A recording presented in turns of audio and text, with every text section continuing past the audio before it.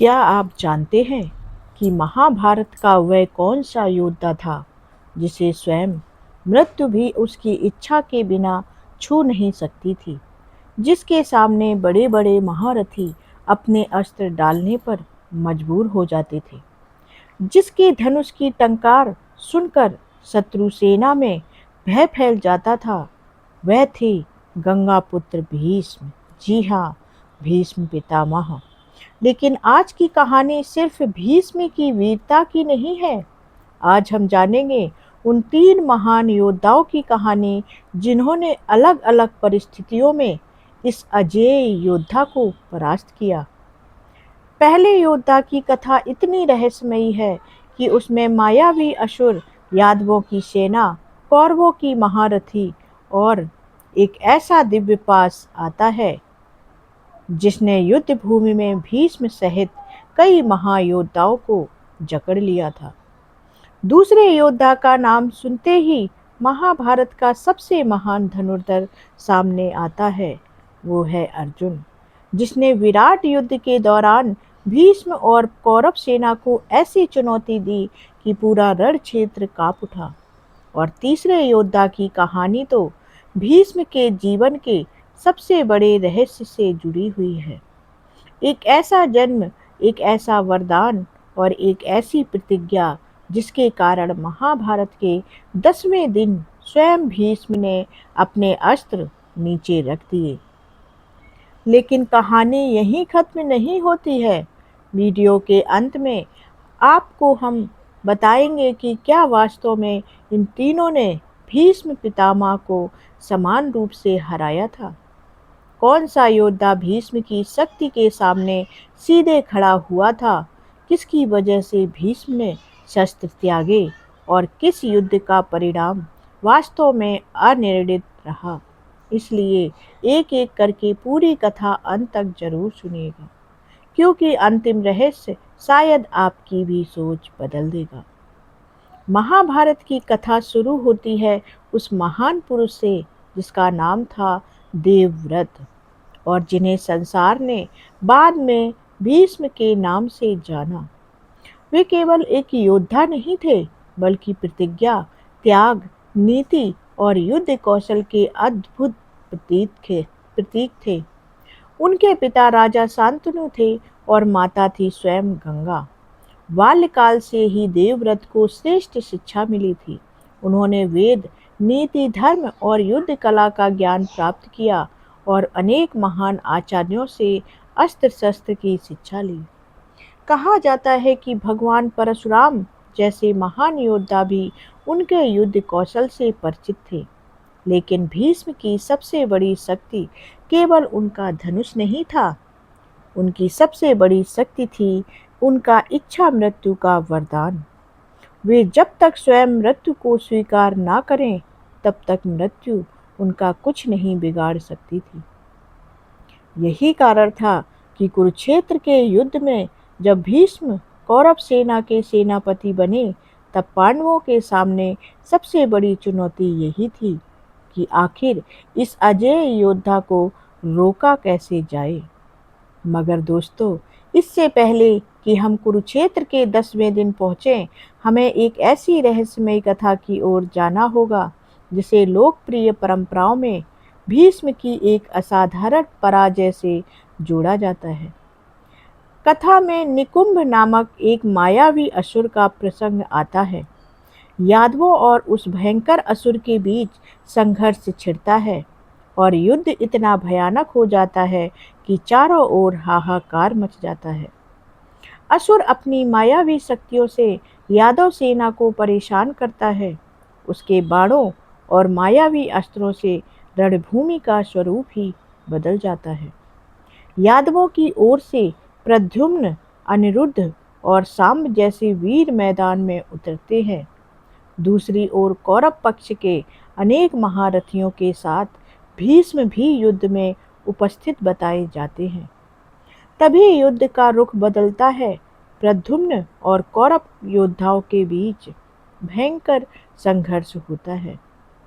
कथा के अनुसार प्रद्युम्न अपने दिव्य अस्त्रों और अद्भुत युद्ध कौशल का प्रदर्शन करते हुए अनेक महारथियों को रोक देते हैं।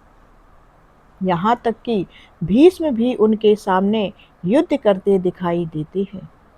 अग्नि और जल जैसे अस्त्रों का प्रयोग होता है। एक ओर भीष्म अग्नि के समान प्रचंड अस्त्र चलाते हैं, तो दूसरी ओर प्रद्युम्न उसका प्रतिकार करते हैं। युद्ध बढ़ता जाता है और तभी प्रद्युम्न एक दिव्य पास का प्रयोग करते हैं। यह कोई सामान्य रस्सी नहीं थी, बल्कि ऐसी मायावी शक्ति बताई जाती है जिसने अनेक महाबलियों को जकड़ लिया। कथा के अनुसार दुर्योधन, शकुनी, शल्य और स्वयं भीष्म जैसे योद्धा भी इस पास से बंध जाते हैं। सोचिए, जिस भीष्म को रोकना लगभग असंभव माना जाता था, वही किसी दिव्य शक्ति के बंधन में आ जाएं, तो रणभूमि का दृश्य कैसा रहा होगा। यही वह क्षण है जिसे इस कथा में भीष्म की पहली पराजय के रूप में प्रस्तुत किया जाता है। लेकिन यहाँ एक महत्वपूर्ण बात समझना जरूरी है। यह प्रसंग मुख्य महाभारत के प्रसिद्ध कुरुक्षेत्र युद्ध से अलग परंपराओं में मिलता है और इसके विवरण विभिन्न स्रोतों में अलग अलग रूप से मिलते हैं। इसलिए इसे वीडियो में कथा परंपरा के रूप में प्रस्तुत करना अधिक उचित है। फिर भी कहानी का रहस्य यहीं समाप्त नहीं होता, क्योंकि अगला योद्धा स्वयं अर्जुन है और अर्जुन के साथ भीष्म का युद्ध तो महाभारत की सबसे रोमांचक घटनाओं में से एक है। अब कल्पना कीजिए विराट नगर का वह समय जब पांडव अपने अज्ञातवास के अंतिम चरण में थे। अर्जुन ने बृहन्ला का रूप धारण कर रखा था और राजकुमार उत्तर उनके साथ रथ पर थे। दूसरी ओर कौरवों की विशाल सेना विराट की गायों को हरण करने के लिए आगे बढ़ रही थी। उस सेना में दुर्योधन, कर्ण, द्रोणाचार्य, कृपाचार्य और स्वयं भीष्म जैसे महान योद्धा मौजूद थे। राजकुमार उत्तर जब इस विशाल सेना को देखते हैं तो उनके भीतर भय पैदा हो जाता है। लेकिन तभी बृहन्ला अपने वास्तविक स्वरूप में लौटते हैं। समी वृक्ष के पास छिपाए गए गांडीव को निकाला जाता है और जैसे ही बृहन्ला यानी अर्जुन गांडीव की प्रतिज्ञा खींचते हैं, उसकी टंकार पूरे आकाश में गूंज उठती है। भीष्म तुरंत समझ जाते हैं यह साधारण योद्धा नहीं है, बल्कि अर्जुन है। अब दोनों ओर के महान धनुर्धर आमने सामने हैं।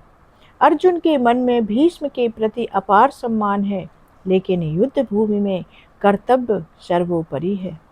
भीष्म भी अर्जुन को अपना प्रिय समझते हैं, लेकिन वे कौरव सेना के सेनापति हैं। इसलिए दोनों के बीच बाणों की वर्षा शुरू होती है। भीष्म के बाण बिजली की तरह अर्जुन की ओर बढ़ते हैं और अर्जुन उन्हें हवा में ही काट देते हैं। अर्जुन भीष्म के अस्त्रों से देते हैं, अग्नि का उत्तर जल से, प्रचंड बाणों का उत्तर अपने तीक्ष्ण बाणों से और दिव्य अस्त्रों का उत्तर दिव्य अस्त्रों से देते हैं। कुछ ही क्षणों में रणभूमि का आकाश बाणों से ढक जाता है। कौरव सेना को लगने लगता है कि यह युद्ध सामान्य युद्ध नहीं है। यह दो महायोद्धाओं का ऐसा संघर्ष है जिसमें हर क्षण इतिहास बदल सकता है। अर्जुन के निरंतर प्रहारों से भीष्म घायल होते हैं और भीष्म भी अर्जुन को कई बार गंभीर रूप से घायल करते हैं। लेकिन फिर अर्जुन एक ऐसे अस्त्र का प्रयोग करते हैं जिसके प्रभाव से कौरव सेना का बड़ा भाग मूर्छित हो जाता है। लोकप्रिय कथाओं में इसे सम्मोहन अस्त्र कहा जाता है। भीष्म इस प्रभाव से स्वयं को बचा लेते हैं, लेकिन युद्ध का परिणाम कौरवों के लिए अपमानजनक होता है। अर्जुन कौरव सेना को पीछे हटने पर मजबूर कर देते हैं। यहाँ एक और रहस्य सामने आता है। क्या अर्जुन ने उस दिन भीष्म को वास्तव में मारने या निर्णायक रूप से परास्त करने का प्रयास किया था? तो उसका उत्तर है नहीं। अर्जुन के मन में पितामह के प्रति सम्मान था, लेकिन जब भीष्म ने युद्ध जारी रखा, तब अर्जुन ने भी अपने गांडीव की शक्ति का पूरा परिचय दिया। इस प्रसंग से यह स्पष्ट होता है कि अर्जुन उन गिने चुने योद्धाओं में थे जो भीष्म के सामने बराबरी की चुनौती खड़ी कर सकते थे। लेकिन अब आता है तीसरा और सबसे रहस्यमयी अध्याय, शिखंडी का। अब एक और प्रश्न उठता है, जब भीष्म इतने महान थे तो उन्होंने अपने आप को बचाया क्यों नहीं? उनके पास दिव्य अस्त्र थे, युद्ध का असाधारण अनुभव था और इच्छा मृत्यु का वरदान भी था। क्या वे शिखंडी को देखकर इसलिए रुक गए क्योंकि वे वास्तव में शिखंडी से भयभीत थे? तो इसका उत्तर होगा बिल्कुल नहीं। भीष्म किसी से भयभीत नहीं थे। उनके सामने समस्या युद्ध कौशल की नहीं, बल्कि प्रतिज्ञा और धर्म की थी। उन्होंने अपने जीवन में जो नियम बनाए थे, वे स्वयं उन्हीं नियमों के बंधन में थे। यही महाभारत का सबसे गहरा संदेश है। कभी कभी मनुष्य अपनी शक्ति से नहीं, अपनी प्रतिज्ञाओं से बंधा होता है। भीष्म के पास युद्ध जीतने की क्षमता थी, लेकिन वे उस व्यक्ति पर अस्त्र नहीं उठाना चाहते थे जिसे वे स्त्री मानते थे। पांडवों ने इसी कमजोरी को नहीं, बल्कि इसी प्रतिज्ञा को रणनीति में बदल दिया। शिखंडी आगे खड़े हुए और अर्जुन पीछे। भीष्म ने शिखंडी पर शस्त्र नहीं उठाए और अर्जुन के बाण लगातार उनके शरीर को भेदते चले गए। इसलिए भीष्म की हार केवल अर्जुन की विजय नहीं थी, यह एक ऐसी रणनीति की विजय थी जिसमें अंबा का प्रतिशोभ, शिव का वरदान, शिखंडी का जन्म और अर्जुन का गांडीव चारों एक साथ जुड़ गए थे।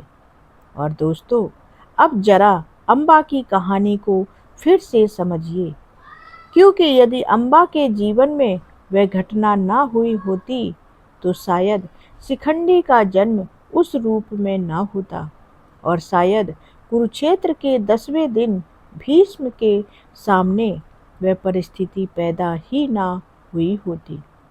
इसका अर्थ यह हुआ कि भीष्म की पराजय का बीज युद्ध शुरू होने से बहुत पहले बोया जा चुका था।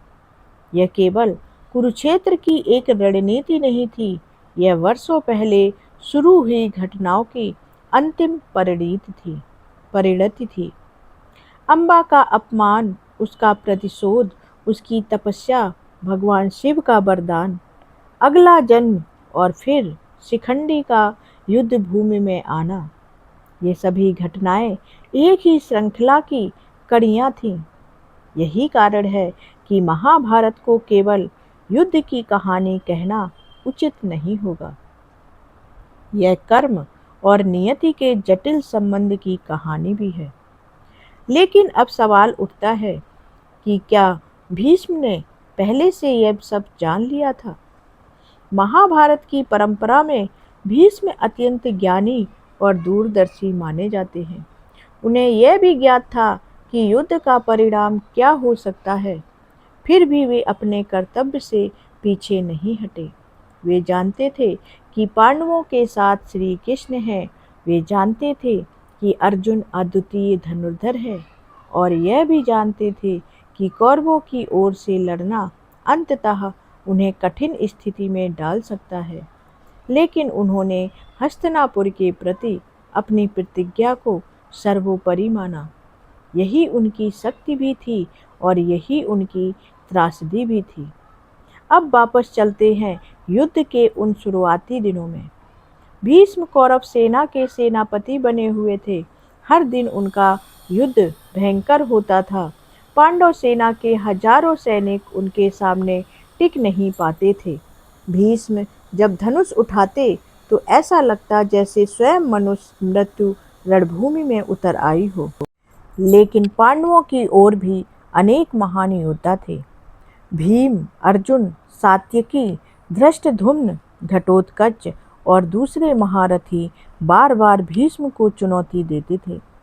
कभी किसी का प्रहार भारी पड़ता तो कभी भीष्म पलटकर उस योद्धा को पीछे हटने पर मजबूर कर देते।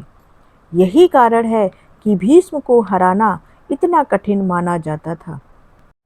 वे केवल एक शक्तिशाली धनुर्धर नहीं थे, बल्कि युद्ध की रणनीति को समझने वाले महान सेना नायक भी थे। कथा में विराट के पुत्र श्वेत जैसे योद्धाओं का भी उल्लेख मिलता है, जिन्होंने भीष्म के सामने साहस दिखाया। भीम ने भी कई बार भीष्म के साथ भयंकर युद्ध किया। घटोत्कच ने अपनी मायावी शक्तियों से कौरव सेना को परेशान किया, लेकिन इन सभी योद्धाओं में एक बात स्पष्ट थी कि भीष्म को निर्णायक रूप से रोकना बेहद कठिन था। कोई उन्हें कुछ समय के लिए रोक सकता था, उनके रथ को नुकसान पहुंचा सकता था या उन्हें पीछे हटने पर मजबूर कर सकता था, लेकिन उन्हें पूरी तरह युद्ध से बाहर करना अलग बात थी।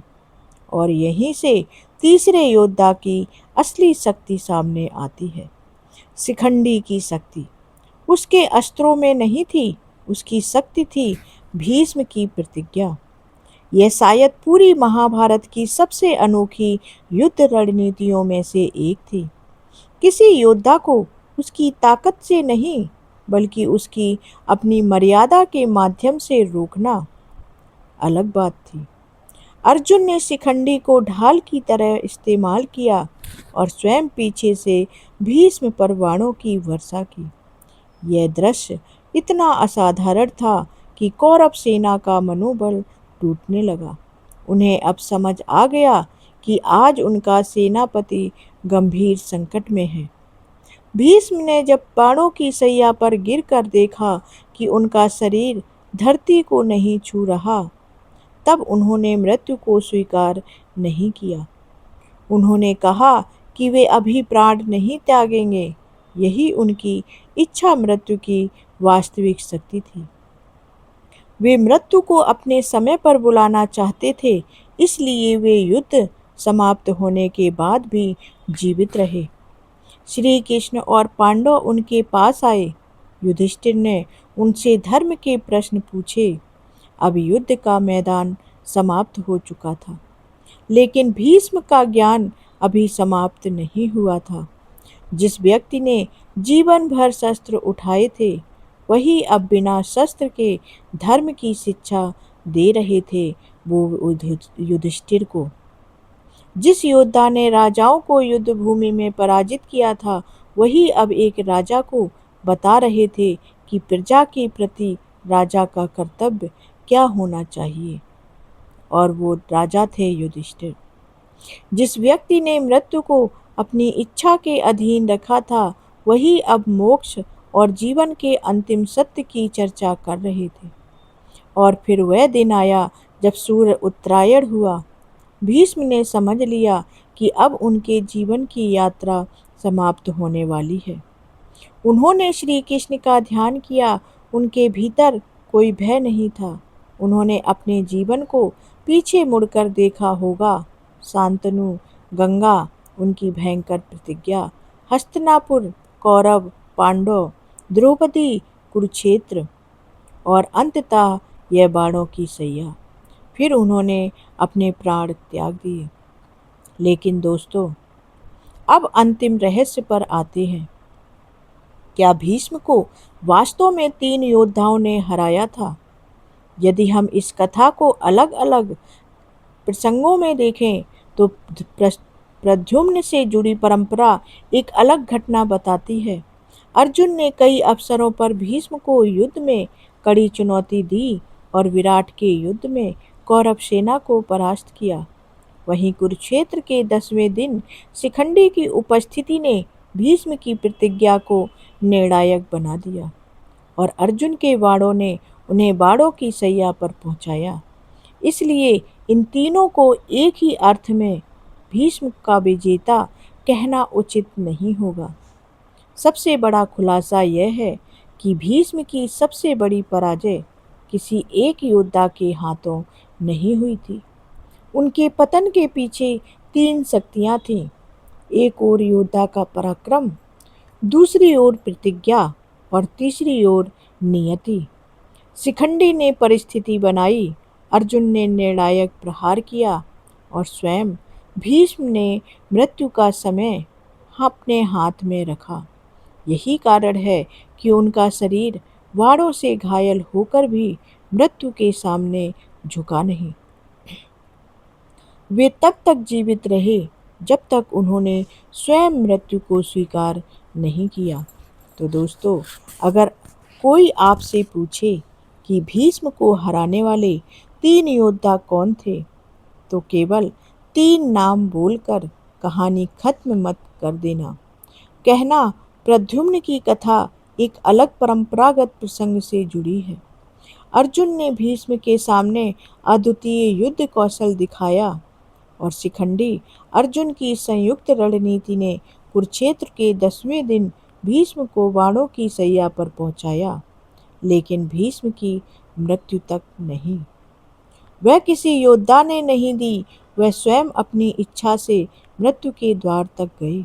और शायद यही वजह है कि हजारों वर्षों बाद भी भीष्म पितामह का नाम सुनते ही हमारे सामने केवल एक घायल योद्धा की तस्वीर नहीं आती। हमारे सामने एक ऐसा पुरुष आता है जिसने अपनी प्रतिज्ञा के लिए अपना पूरा जीवन त्याग दिया, जिसने युद्ध में अपराजेय शक्ति दिखाई और जिसने अंत में मृत्यु को भी अपनी इच्छा के अनुसार स्वीकार किया। यही महाभारत का सबसे बड़ा रहस्य है। भीष्म हारे जरूर, लेकिन मृत्यु के सामने कभी पराजित नहीं हुए। अगर आपको महाभारत के ऐसे ही रहस्यमयी प्रसंग, रहस्यमयी कथाएं, श्री कृष्ण की अद्भुत नीतियाँ, पांडवों और कौरवों से जुड़े अनसुने रहस्य और धर्म अधर्म के गहरे संदेश पसंद हैं, तो वीडियो को लाइक जरूर करें।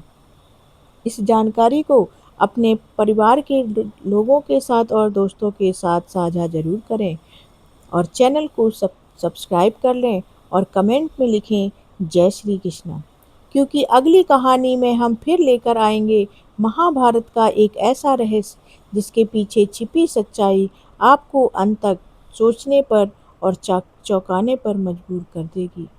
तो मिलते हैं अगले एक और रहस्य के साथ अगली वीडियो में। तब तक के लिए जय श्री हरि, जय श्री कृष्णा। कमेंट जरूर करें। जय श्री कृष्णा। धन्यवाद।